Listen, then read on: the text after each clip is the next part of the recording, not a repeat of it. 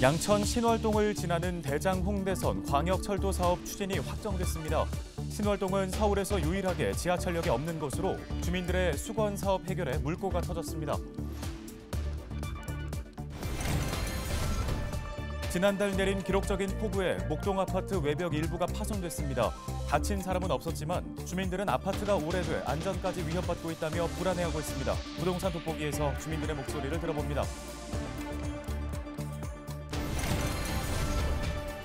서울시가 강남역 등 3곳에 대심도 빗물 배수시설 건설 계획을 내놨습니다. 2027년까지 9천억 원을 투입해 시간당 최대 110mm가 넘는 빗물을 처리할 수 있는 규모로 짓겠다는 구상입니다.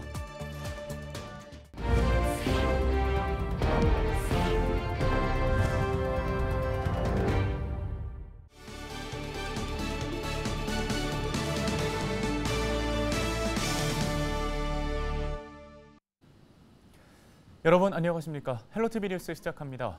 첫 소식입니다. 양천구 신월동은 서울에서 유일하게 지하철이 다니지 않아 교통 취약지로 꼽히는 곳인데요. 신월동을 지나는 첫 철도 노선이 확정됐습니다. 바로 대장 홍대선입니다. 양천구는 오는 2025년으로 계획된 착공 시기를 앞당기기 위해서 행정력을 집중한다는 계획입니다. 김진재 기자의 보도입니다.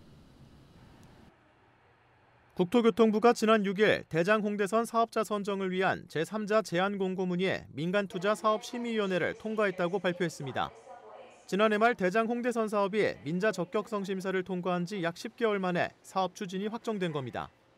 대장 홍대선은 부천 대장신도시에서 서울 양천구와 강서구, 경기도 고양시를 거쳐 서울 홍대 입구역까지 약 20km 구간을 잇는 노선입니다. 총 사업비는 약 1조 8천억 원으로 모든 구간이 지하에 건설됩니다. 국토교통부는 연말까지 민간 사업자로부터 사업 신청서를 받아 내년 1분기에 우선 협상 대상자를 선정할 계획입니다. 사업이 계획대로 추진된다면 대장 홍대선은 오는 2025년 착공해 2031년 개통하게 됩니다. 전철역이 없어 불편을 겪던 양천구 신월동 주민들은 사업 확정 소식에 환영하는 분위기입니다. 너무 좋죠. 여기 신월동이 전철이 없어서 너무 불편했거든요. 까치산역 아니면 꼭 화곡역으로 가야 되고 너무 불편했는데 너무 좋아요. 아주 좋은 소식이죠. 여기 교통 편해지고 다른 강남이나 이쪽은 한 블록 간격으로 지하철이 있는데 여기는 지하철이 생긴다니까 아주 좋은 소식이죠. 특히 신월동 화곡로 입구 교차로에 예정된 정차역은 현재 예비 타당성 조사가 진행 중인 목동선의 기점이기도 합니다. 대장 홍대선에 더해 목동선 사업까지 확정될 경우 그간 지하철역이 전무했던 양천구 신월동의 교통 편의는 크게 개선될 것으로 예상됩니다. 양천구는 대장 홍대선과 더불어 예타 발표가 늦어지고 있는 목동선, 강북 횡단선 사업도 본궤도에 오를 수 있도록 행정력을 집중할 계획입니다. 2024년 말쯤에는 착공할 수 있도록 우리는 끊임없이 요구할 계획이고요. 목동선과 강북 횡단선이 있습니다. 이 부분에 대해서는 아직도 그 KDI에서 예비 타당성 조사를 하고 있는데 지금 좀 늦어지고 있습니다. 그래서 그것도 계속 유관기관 협의를 통해서 차질 없이 준공되도록 노력해야. 헬로티비 뉴스 김진재입니다.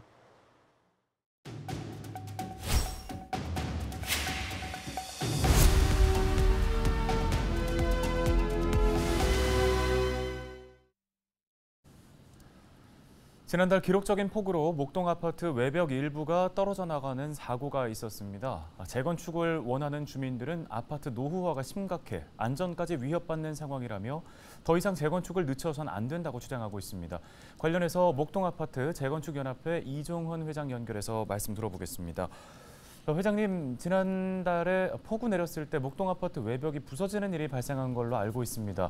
구체적으로 어떤 상황이었는지 또 전수조사는 어떻게 진행됐는지 말씀 듣겠습니다. 예, 지속적 누수로 15층 외벽에서 파괴된 구조물이 낙하하여 승용차가 파손되었는데 다행히 새벽 3시경이라 인사사고는 없었습니다. 양천구청에서 전문 인력이 파견되어 외벽 전수조사를 하였고 면밀한 검토 보수 예정입니다. 근데 위 사태는 정한진 항목에서 건축 마감 중 일부인 조적벽으로 구성된 외벽 마감의 균열로 정한진 통과에는 큰 영향은 없지만 안전 문제가 크므로 현 매뉴얼과 평가 항목 비율 개선이 필요하여 예전부터 목재련에서 문제점을 제기하였고 최근에 이기재 청장님도 국토교통부를 방문하여 의견을 전달하셨습니다. 네, 최근에 원희룡 국토부 장관이 1기 신도시 재정비 사업에 속도를 내겠다고 밝혔는데요. 어떻게 보셨어요? 아마 정무적인 판단이 큰 것 같고요. 현 진행 단계와 필요한 조치가 서로 달라서 비교하기는 어렵지만 안전진단 규제 완화는 국토교통부 고시 및 시행령 개정으로 즉시 가능하고 발표 시기도 아주 적절했는데 구체적 방안이 연말로 연기되어 우려가 큽니다. 전 목동 단지의 약 12배가 되는 신도시의 마스터 플랜을 2년 내에 작성해주고 일반 재건축 진행에 소요되는 시일 등을 함께 발표했으면 쉬웠는데 안일하게 대처한 것 같네요. 네, 또 정부가 지난달에 내놓은 8.16 대책을 보면 재건축 안전진단에서 이 구조 안정성 비중을 낮추는 방안이 나와 있는데요. 구체적인 시행 시기는 언급이 되지 않았습니다. 목동 재건축 속도를 좀 내려면 가장 시급하게 이루어져야 할 부분은 뭐라고 보시는지요? 사실 새 정부의 재건축 1호 공약으로 기대가 컸는데요. 방향성은 바람직하나 광역 자치단체로 책임 전가가 우려되는데 다음 세 가지 사항이 시급합니다. 첫째는 단기적으로는 현재 진행 중인 단지를 대상으로 연말까지 소급 적용을 포함한 국토교통부 고시 및 시행령 개정을 하고 둘째로는 중장기적으로는 시일이 소요되는 광역 자치단체 재량 확대 사안은 시조례 개정을 통해서 진행하고 세 번째로는 9월 초에 서울시 신임 주택정책실장과 간담회에서 언급한 바 있는데 오 시장 공약으로 약 6년째인 지구단위 계획 확정 고시도 진행하고 연계하여 목 6단지 정비구역도 지정하여 토지의 지정 명무도 살려서 주택 공급과 집값 안정화에 기여했으면 합니다. 또한 목 1, 3단지의 정후 환원도 해결돼야 되겠지요. 네, 말씀 여기까지 듣겠습니다. 목동아파트 재건축연합회 이종헌 회장이었습니다.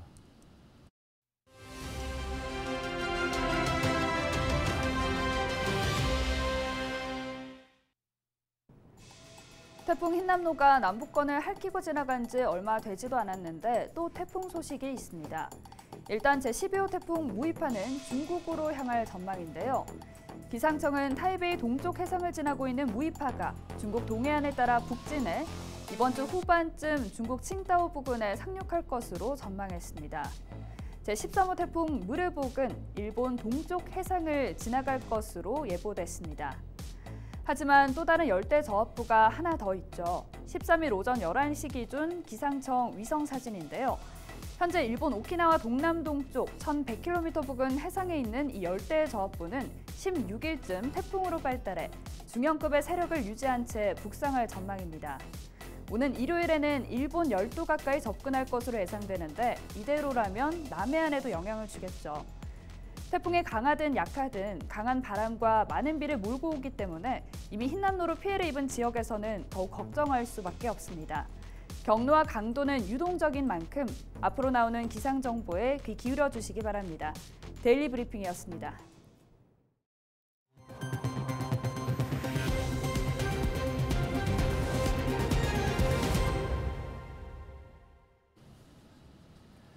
서울시가 2027년까지 강남역과 강화문 등 3곳에 대심도 빗물 배수 시설을 완공하겠다고 밝혔습니다. 대심도 빗물 배수 시설은 지하 40에서 50m 아래 대규모 터널을 만들어 폭우가 내릴 때 빗물을 보관하고 하천으로 내보내는 시설인데요. 서울시는 기상 이변에 대비하고 집중호우로 인한 피해를 막기 위해 이번 사업을 추진하게 됐다고 밝혔습니다. 시는 우선 지난달 기록적인 폭우에 침수 피해가 컸던 강남역과 광화문, 도림천 등 3곳에 대심도 빗물 배수 시설을 만들기로 했습니다. 빗물 배수 시설은 시간당 최대 110mm 이상의 빗물을 처리할 수 있는 규모로 추진되며 사업비는 9천억 원이 투입됩니다. 서울시 새 소각장 입지 후보지 선정 과정이 공개됩니다. 시는 최근 논란이 된 새 소각장 부지 선정 과정을 15일부터 다음 달 6일까지 공개한다고 밝혔습니다. 앞서 서울시는 광역자원회수시설 입지선정위원회의 최종 평가 결과 마포구 상암동 일대를 새 소각장 최적 입지 후보지로 선정했다고 발표한 바 있습니다. 입지 후보지 선정에 대한 자료 확인을 원하는 시민은 서울시청 서소문 이청사를 방문하면 되며 해당 내용에 대한 의견 제출은 다음 달 21일까지 우편 또는 팩스로 접수하면 됩니다. 13일 0시 기준 서울의 신규 코로나19 확진자는 9,552명 발생했습니다. 이는 일주일 전 같은 날보다 9,200여 명 줄어든 수치인데요. 지역별 신규 확진자는 양천 466명, 은평 410명입니다. 사망자는 4명 발생해 누적 사망자는 5,358명이 됐습니다. 코로나19 병상 가동률은 중증 환자 병상 47%, 준중환자 병상 57.1%를 기록하고 있습니다.